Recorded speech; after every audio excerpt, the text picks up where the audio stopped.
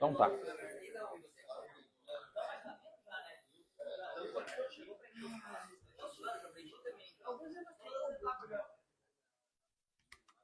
Teria que falar com a Lana.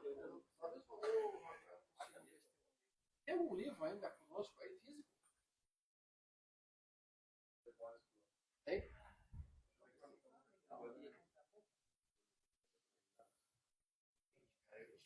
Acho que se tiver um swing trade, Sou eu. Tá bom? É mais fácil de lembrar do que o meu nome. É. Então tá. Pessoal, bom dia novamente. O Stormer começou a comentar aqui sobre o máximas e mínimas, que é um setup que a gente está trabalhando muito nos últimos, eu não diria quase meses já, mas nas últimas semanas principalmente. Novas versões, backtests, etc. Como eu comentei ontem, 90% do meu dia, assim como do Stormer, a gente está ali voltado a validar setup, a testar novas hipóteses e etc. Uma vez que a gente tem um modelo inicial. Então, o Stormer falou do máximas e mínimas e a gente tinha combinado ontem já de falar um pouquinho mais abrangente, sem aprofundar demais, a questão da automação de estratégias. E eu acho pertinente a gente dar um overview aqui sobre isso, antes de aprofundar mais no máximas e mínimas, porque tenho certeza que quando a gente entrar no máximas e mínimas, o interesse de vocês aumenta bastante, até pelo nível de resultados que a gente está conseguindo obter, né? Então, basicamente, quando a gente está falando de automação de estratégias, a gente está falando de juntar análise técnica, obviamente a parte de programação, e um componente que não faz muito sentido num primeiro momento, a gente imaginar que ele faz parte, mas a gente está falando de psicologia do trader também. Então, a gente junta tudo isso para ter modelos que a gente consiga fazer o que o Stormer mencionou várias vezes, mensurar resultados, mensurar estatísticas dos modelos, conhecer melhor os modelos e etc. E, para mim, é muito importante conhecer um modelo, porque olhando para um modelo eu sei se aquele modelo serve para mim ou não. Por exemplo, eu não gosto de trades muito curtos. Eu, particularmente, Barba, não gosto de trades muito curtos. Então, às vezes, tem setups maravilhosos, que são maravilhosos para o Stormer, mas não são maravilhosos para mim. E vice-versa. E isso vai servir para todos vocês, na medida que estiverem estudando os seus modelos. A gente, quando olha para um gráfico e enxerga uma determinada característica, por exemplo, toda vez que acontece um cruzamento da média tal com a tal, o mercado anda tantos pontos no dólar, tantos pontos no índice, tantos centavos, tantos por cento na ação. Desculpa. A gente vai olhar para o gráfico todas as vezes procurando essa confirmação, esse viés de confirmação. A gente vai sempre olhar para o gráfico e vai tentar enxergar isso se repetindo todas as vezes. E não vai enxergar as vezes em que a gente teve aquele sinal e ele não evoluiu. Então, olha para o gráfico e vê toda vez que o indicador 2MV ficou verde e eu compro, olha aqui, olha o tamanho dessa pernada aqui. Mas não enxerga todas as vezes que ele só entrou e estopou, por exemplo. Então, com a gente trabalhando em cima da estatística, a gente vai conseguir enxergar com clareza se aquele modelo realmente funciona bem ou não no longo prazo. A gente estava falando agora de não olhar para a traseira do carro da frente, olhar para a estrada lá para frente, é isso. Então, só pontuar algumas coisinhas aqui com relação à automação. Perdi o microfone. Pontuar aqui algumas coisinhas com relação à automação. Isso aqui eu acho que talvez seja uma coisa meio boba, mas a automação não é só para criar robô. E aí muita gente vira a cara para a automação achando, eu não quero fazer robô, eu quero eu mesmo operar. E a gente vai ver logo mais que a automação engloba tudo isso, inclusive os robôs, não somente os robôs. Então, isso é um mito, né? Na verdade, a automação não é só criar robô. Robôs garantem lucros constantes. Infelizmente, tem muita gente que até vende a ideia, e o pior ainda é que tem gente que compra a ideia de que um robô ele é a prova de falha e de que ele só vai ganhar dinheiro sempre. Se a gente trocar a palavra as palavras lucro e constante por operação consistente, aí a gente vai estar falando a verdade, isso aqui é um mito. O que a gente vai ter com a utilização de um robô é um operacional consistente. Ele vai operar sempre da mesma forma, sempre respeitando o mesmo sinal de entrada, sempre respeitando o mesmo sinal de saída, seja de alvo, seja de stop, vai respeitar o gerenciamento de risco que foi estabelecido. E quem vai estabelecer isso é a gente mesmo, a partir da definição desses critérios, desses parâmetros que a gente apurou lá nos backtests. Então, uma coisa vai encadeando com a outra. Outra crença comum de que tem que ser um programador experiente e de que tem que ser um trader experiente para conseguir utilizar a automação. Pelo modelo que o Stormer apresentou agora de manhã, eu acho que ficou bem claro que não precisa ser um trader experiente para poder fazer trade, né? Mostrou o IFR, mostrou o IFR2, são sistemas super simples, o máximas e mínimas eu acho que é ainda mais simples, né, Stormer? Provavelmente ainda mais simples do que o IFR. Então não precisa ser um trader experiente. E transformar isso em código, lógico, requer uma curva de aprendizagem, mas também não é um bicho de 7 cabeças. E hoje em dia até o próprio Profit tem ferramentas como o Block Builder, onde não precisa nem digitar muita coisa mais. Consegue pegar os tijolinhos e montar uma estratégia, assim como o Stormer faz, semelhante como o Stormer faz ali no Wealth Labs, a gente consegue fazer também similar a isso aí. Então, não é mais uma verdade isso de como tinha que ser antigamente, um bom programador para conseguir fazer alguma coisa, hoje a gente consegue fazer com razoável simplicidade. As automações auxiliam em várias tarefas do dia a dia, no dia a dia dos traders, desde os iniciantes até os mais experientes, com certeza. Hoje a gente consegue transformar várias daquelas rotinas chatas do dia a dia, como ficar vasculhando lá dezenas de gráficos para ver qual que está com o IFR abaixo de 25, qual que está com volume maior, acima da média, etc. A gente consegue transformar isso tudo numa linguagem razoavelmente simples, às vezes até com essa formatação de tijolinhos ali do Block Builder, e a gente vai automatizando isso ao longo do dia, então fica muito mais fácil de a gente trabalhar.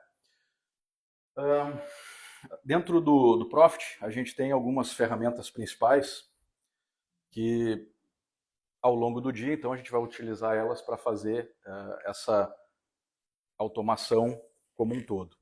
A principal, obviamente, é o editor de estratégias. Deixa eu ver se está funcionando isso aqui. Não. O editor de estratégias, que é onde a gente vai efetivamente escrever os códigos. Obviamente, eu não vou aprofundar nenhuma delas aqui para a gente não tomar todo o tempo da apresentação, mas o editor de estratégias, então, é a ferramenta onde a gente escreve esses códigos e ao longo assim, do dia, a gente vai mencionando algumas vezes, vai ser sempre no editor de estratégias. A automação de estratégias em si seria a parte de execução das estratégias. Então, a gente tem um módulo de automação, que ele é gratuito no módulo, no Profit, para operações no simulador, na conta de simulação, e, obviamente, ele é uma ferramenta contratada para utilização na conta real. A otimização de estratégias é um recurso que está disponível no Profit Ultra, onde a gente consegue pegar uma estratégia que já tenha, já esteja validada, está funcionando, já passou pelo editor de estratégias, já fez os backtests, a gente consegue pegar essa estratégia, colocar no otimizador e pedir para o Profit comparar, por exemplo, 5 papéis, uma lista, digamos, 10 papéis, em tempos gráficos diferentes, com parâmetros diferentes. Então, por exemplo, pega esses 10 papéis, compara no 30 minutos, nos 60 minutos, nos 120 minutos, variando o IFR de 20 até 30. Então, testa com 20, testa com 25, testa com 30. O que funciona melhor? O software vai fazer os cálculos e vai te dizer, para Vale, a melhor parametrização é o IFR de 25 no gráfico de 30 minutos. Teve o melhor resultado financeiro. Para Petro, o melhor resultado veio no gráfico de 60 minutos com IFR de 30. Então a gente faz a otimização daquela estratégia para cada ativo e para cada tempo gráfico também. Por fim, o screening, que eu acho que vocês já viram bastante aqui, talvez não tenha sido só explicado o que é, mas o screening são aqueles filtros o Stormer usa muito para identificar ali papéis que estão atingindo um determinado critério. Isso é uma ferramenta muito, muito útil no nosso dia a dia como traders, ao invés de eu ter que abrir o gráfico e ficar passando 86 ativos que compõem o IBOV, eu vou lá e diz para mim quais estão com IFR abaixo de 25, porém apontando para cima. Escrevo um código super simples, se der tempo mais tarde a gente mostra, e quando clicar em aplicar, o Profit vai lá no gráfico, um por um, vai dizer a Vale está abaixo de 25 e está apontando para cima. A Petro está abaixo de 25 e está apontando para cima. Todos os ativos que estiverem naquela condição vão estar relacionados ali, e aí para abrir o ativo basta dar 2 cliques ali no ícone do gráfico e ele já vai automaticamente abrir o gráfico também para a gente validar e ver se vai fazer aquela operação ou não. Ou se apenas vai estudar também aquele ativo, né? Bom, vantagens e desvantagens da automação. E eu vou começar pelas desvantagens, porque aí a gente já tira isso da frente. Vamos só falar de coisa boa. Complexidade técnica. É claro que existe uma complexidade técnica para a gente implementar. E existe uma curva, né, como eu falei antes, uma curva de aprendizado que vai existir. A pessoa vai ter que se dedicar um pouco para conhecer. Dependência tecnológica. Óbvio que a gente não consegue fazer isso se não tiver as ferramentas adequadas. E quando a gente está falando de automação em conta real para execução de verdade, etc., a gente tem que se municiar de algumas ferramentas para garantir que, se faltar energia, o meu trade continua funcionando. Se cair a internet, meu trade não vai ficar sem stop, não vai deixar de pegar um alvo. Então a gente vai ter algumas ferramentas, como por exemplo, eu contrato, a gente tem muitas automações rodando, eu tenho lá um servidor contratado onde o Profit está instalado lá. Se faltar energia, como aconteceu há poucos dias atrás, em um acidente perto da minha casa, os caras derrubaram um poste de internet, de energia, aliás, desculpa, e eu fiquei sem internet. Fiquei quase 24 horas sem luz, mas os meus trades continuaram, porque no servidor aquilo estava funcionando. Então, a gente tem essa dependência, isso obviamente é uma desvantagem, mas por outro lado também é uma oportunidade de a gente ter um sistema um pouco mais robusto. O overfitting eu não vou aprofundar muito, mas basicamente, alguém conhece esse conceito de overfitting? Não? Poucas palavras assim, eu olhar para o gráfico e eu encontrar um conjunto de parâmetros tão perfeito para o passado que ele não funciona mais para o futuro. É uma otimização extrema. Eu olhar para os resultados da Mega Sena e eu pegar um daqueles sorteios, esse aqui é garantido, porque ele já saiu uma vez, então ele vai sair de novo. E ele nunca mais vai acontecer. O overfitting é isso, então a gente tem que tomar um cuidado muito grande para não fazer o overfitting das nossas estratégias quando a gente está fazendo a otimização. Desculpa. Basicamente é isso, não dá para aprofundar demais, mas a gente quando faz os backtests vai perceber que a maioria deles, a curva de capital, ela fica centralizada e a gente vai ter os outliers tanto para cima quanto para baixo, mas a nossa vontade é pegar aquela curva de cima porque ela teve o melhor resultado, ele é um resultado maravilhoso, mas na verdade ele é um resultado que não se repete mais no futuro. Então a gente vai procurar trabalhar ali nos resultados mais do meio dos resultados do conjunto todo, né? Custos, como eu já mencionei, a gente tem custos, por exemplo, com a plataforma de automação. Quando a gente vai para a conta real, a gente passa a ter esses custos, né? É um módulo à parte dentro do Profit. Eu não sei se alguém já utiliza algum tipo de automação no Profit, conhece? Não? Então, dentro do Profit, a gente tem lá um módulo de automação, ele está disponível desde as versões mais básicas do Profit, mas para utilizar isso na conta real, né, é um produto à parte dentro do próprio Profit. E eu acho que as principais desvantagens são essas. E aí a gente começa a ter algumas vantagens de usar os sistemas automatizados e as automações. Talvez a principal é que ele é multitarefa e multiativo, ou seja, eu não consigo, acho que nenhum de vocês consegue, nem o Stormer consegue. Consegue porque a gente faz reunião e ele fica com 4 gráficos ao mesmo tempo, 5 gráficos ao mesmo tempo operando e conversando e dando aula ao mesmo tempo. Mas ele é o ponto fora da curva, né? É um outlier. Mas quando a gente automatiza isso, a gente consegue, ao mesmo tempo, O sistema está olhando para a gente, está dando entrada em Vale, está dando entrada em Petro, está dando entrada na CEMIG e etc. Sem que a gente tenha que efetivamente estar ali olhando, será que está mesmo atingindo, atendendo os meus critérios objetivos? Bom. Opa, passei sim. O emocional. Essa, sem dúvida, é uma das grandes vantagens dos sistemas automatizados, é a gente não se preocupar se o trade faz sentido ou não. A gente já estabeleceu esse critério, não tem que ter medo de entrar, não tem que ter medo de sair, os critérios técnicos já foram estabelecidos e o robô vai fazer. Ah, mas está contra a tendência. Está no teu sistema? Não, não está no meu sistema, não valida. O IFR2 não valida se está em tendência ou não. O robô faz, embora seja totalmente contraintuitivo às vezes para a gente. A precisão, eu acho que é importante a gente entender que quando vai fazer na mão, a gente está sujeito a errar o momento exato de entrar, o momento exato de sair, etc. Tanto seja de alvo quanto de stop. E com a automação, uma vez que isso esteja validado, ele vai repetir aquilo, como eu falei antes, com consistência. E aí, já imediatamente conectado aqui com a consistência, a gente tem o robô, ele faz sempre da mesma forma. Ah, o meu sistema não é lucrativo. Ok, vai mexer no sistema, mas o robô vai fazer sempre da mesma forma. Então, a maioria dos sistemas, acho que o Stormer deve ter mencionado isso, se não ontem, hoje, aliás, se não hoje, ontem, a maioria dos sistemas não se mantém no tempo. A gente começa a fazer testes e a maioria não funciona muito tempo. Ele também, mas o robô vai continuar fazendo sempre do mesmo jeito.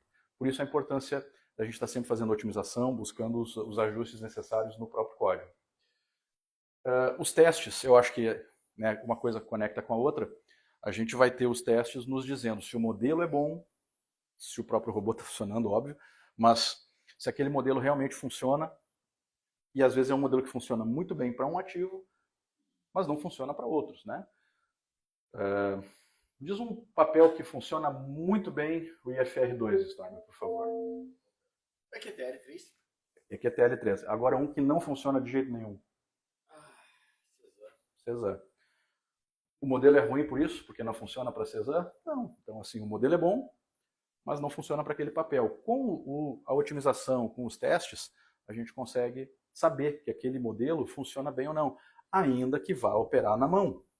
Mas a gente usa a estrutura de backtest, usa toda a parte de automação para chegar à conclusão de que Cesar não funciona. Claro que o Stormer tem 20 anos. Se vocês estão com paciência de aguardar 20 anos para ter essa... Tranquilo também. Acho é um caminho maravilhoso de seguir, mas vai demorar. Não é? A gente está careca de saber que não é, né, Stormer? A parte de gestão de risco, acho que é meio óbvio, assim, que uma vez que a gente tenha definido os critérios técnicos objetivos de um operacional, a parte de gestão de risco ela também está muito mais fácil de a gente manter. Como? Manter sob controle. Por quê? Porque a gente pode determinar isso não só dentro do próprio módulo, como a gente pode usar os backtests para saber o quanto que é normal a gente ter de drawdown, o quanto que a gente deve esperar que um trade evolua de forma natural, não ficar com o famoso olho grande quando o trade está indo bem, mas será que eu faço o que a gente falou ontem num trailing stop? Será que eu defendo ou será que eu saio desse trade? Não, eu acho que agora ele vai dar 60%. Ele nunca deu 60%, o máximo que ele dá é 12%. Já está com 13%. Sai do trade. Os testes, os backtests nos ajudam com isso e a gente melhora muito a gestão de risco no longo prazo. Claro que a gente tem uma flexibilidade muito grande com a automação, porque a gente consegue ajustar ela para cada modelo operacional, por exemplo, a gente consegue chegar em configurações, parametrizações melhores para cada ativo e etc., para cada mercado que a gente estiver trabalhando. E o meu preferido, não é meu preferido, mas um dos meus preferidos, a liberdade, que a gente passa a ter muito mais liberdade de tempo, porque eu não vou precisar ficar horas, talvez, olhando para um gráfico para chegar ali na conclusão se esse papel vale a pena ou não vale a pena. Não se iludam, a gente não vai parar de trabalhar. Eu acho que eu trabalho muito mais hoje do que antes, mas eu sou também muito mais produtivo, porque eu tenho mais liberdade para trabalhar a partir das automações. Bom, mencionei antes o editor, a gente tem seis principais recursos, funcionalidades que a gente tem dentro do editor de estratégias, que é a própria execução de ordens. Quando a gente vai fazer tanto automação na conta real quanto no simulador, a gente vai usar esse recurso de execução de ordens. Um auxiliar muito bom para o dia a dia de quem vai ficar ali acompanhando o ativo ao longo do dia, as regras de coloração, onde a gente consegue determinar, por exemplo, toda vez que as médias estiverem se cruzando, sinaliza para mim no gráfico uma cor diferente. Não tinha um gráfico com uma barrinha roxa agora há pouco aqui. Aquilo é uma regra de coloração bem simples, que é feita através do editor de estratégias. Plotagem de indicadores, então, todos aqueles indicadores que a gente coloca no gráfico, média, RSI, todos aqueles indicadores funcionam da mesma forma a plotagem. Quando a gente cria um indicador nosso, seja ele qual for, qual tipo de indicador que seja, a gente pode plotar, pode imprimir ele em cima do gráfico, e esse é um dos recursos interessantes da automação. A parte de backtesting, essa é a cerejinha ali que a gente constrói tudo para chegar nessa parte de backtesting e poder avaliar e validar os modelos operacionais e saber se aquilo se encaixa ou não dentro do nosso perfil. Lembra daquela conexão com o emocional, né? Então, assim, é bom, mas para mim não serve. E tem muito disso, né? Simulação em tempo real, a gente pode abrir o editor e não precisa nem programar um módulo de automação, a gente dentro do editor mesmo pode dar um executar ali e ficar acompanhando as operações acontecendo na telinha lateral. E esse aqui é o preferido do Marco, eu acho. Os alertas. É bom, né? Funciona bem pra caramba, né? Pessoal da Nelógica, se tiver alguém da Nelógica assistindo no Instagram lá, tem queixas aí dos alertas do Profit. Mas enfim, é uma das possibilidades que a gente tem também. Eu tentei sintetizar bastante aqui como que funciona o nosso processo de criação básico aí de uma estratégia. Então a gente começa, obviamente, com um racional bem definido, definindo as regras objetivas do modelo operacional. Eu acho que o Stormer, agora há pouco, falou sobre a gente ter os setups objetivos, setups discricionários ou subjetivos, e obviamente aqui a gente não tem como trabalhar com um setup subjetivo para a gente fazer a criação de regras, né? Então, sempre os nossos modelos objetivos a gente vai conseguir transformar aqui em códigos, em algoritmos. Uma vez que a gente defina o racional, a gente vai trabalhar na transcrição, né, na tradução dessa linguagem para o código da NTSL, que é a linguagem utilizada pelo Profit, né? E aí a gente, óbvio, claro, vai testar as funções e vai fazer as correções que a gente precisa fazer ali. Então, vai ver se o cálculo está funcionando certinho, se ele está puxando os valores corretos, vai fazer ali os testes iniciais. E, uma vez que eles funcionem, a gente vai começar a fazer os backtests em cima de um ativo, de dois ativos, etc. Vai ver se a lógica está 100% como deveria ser. E vamos passar para fazer a otimização. Como eu expliquei rapidamente antes a otimização, a gente vai trabalhar basicamente quais são os parâmetros, quais os ativos e os tempos gráficos, para a gente ver qual que funciona melhor para a gente e dentro daquele ativo o que é a melhor opção de trabalhar. Fizemos tudo isso, está pronto. Então a gente vai chegar para a aplicação, onde a gente vai começar a executar isso, seja em conta simulador, seja em conta real, e vai utilizar então as regras de coloração, e os screens, os indicadores, etc. E eu acho que a gente nunca fica totalmente pronto, sempre tem espaço para melhorias, e eu gosto muito de aplicar, coloquei a observação, né, do ciclo PDCA, acho que esse todo mundo conhece, né? O ciclo PDCA. Eu acho que a gente não foge, nem nas automações a gente foge disso, então sempre tem espaço para melhoria e a gente faz esse ciclo. Acho que eu até mantive o slide, eu ia tirar o slide e acabei deixando. Mas eu uso isso aqui numa outra aula, onde a gente faz a explicação de como funciona, né, então, esse desenvolvimento da automação. Basicamente, chegou no final do ciclo, a gente vai ver o que deu de errado, ver o que tem de melhorias para fazer. E, Stormer, depois a gente pode botar isso aqui, esse slide na Liberta Play lá para eles baixarem? Claro. Tá. Então, se alguém depois quiser, a gente põe lá. Deixa eu ver. Ah, não, isso aqui eu vou perguntar antes. Posso fazer um convite para eles, Stormer? Não, eu pergunto antes. Não, pergunto antes. Não. Na próxima quinta-feira, eu vou fazer uma live para falar de automação, e aí vai ser uma live mais completa, sobre... o assunto inteiro vai ser automação, né, desde o início. Eu vou aprofundar bastante os critérios aqui, os conceitos, não os critérios. Vai ser na quinta-feira, às 19 horas, via Zoom. Eu fiz um grupo para facilitar, eu fiz um grupo de WhatsApp, então tá aqui o QR Code se alguém quiser entrar no grupo. Aí lá eu vou passar todas as informações do evento certinho. Vai ser o escopo da nossa conversa vai ser basicamente isso aqui. E eu acho que é isso agora. É isso aí. Ali é o meu Instagram. E aí a gente pode falar do máximas e mínimas se o Stormer quiser. A gente pode, inclusive, tem ele nessa máquina aqui, eu posso ir operando para ti ali. Ou... Sim. Tem? Então, e aí o meu Instagram, pessoal. Obrigado.